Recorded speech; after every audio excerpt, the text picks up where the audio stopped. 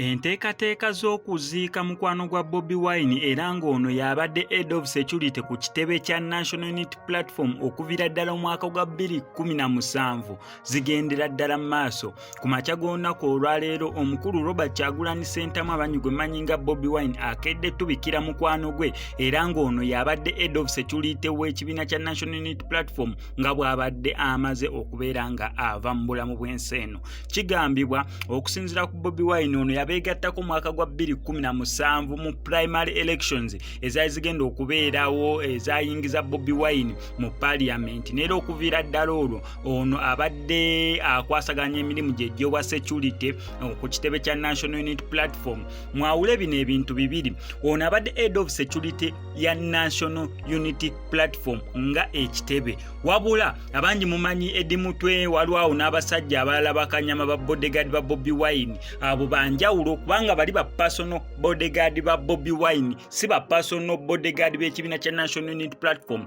wabula abadde Head of Security wa National Unity Platform neera nga yakulira bonna boosanga ku geeti abaasikaali okuviira ddala eri ekamooca gye baali paka wanene Makerere Kavule babadde. Ono yabadde Head of Security buli kimu nga yatowa order, neera ono okusinziira mu ya Bobi Wine yamwesigirawo okuviira ddala nga tannayingira mu parliament paka nga amaze oyingira mu parliament akalulu k'obwa president n'akayingiramu ng'ono ekintu yakirimu bambi anyoleddwa nnyo ddala wamu n'abafamire ye. Bobi Wine yangeri gyatuwadde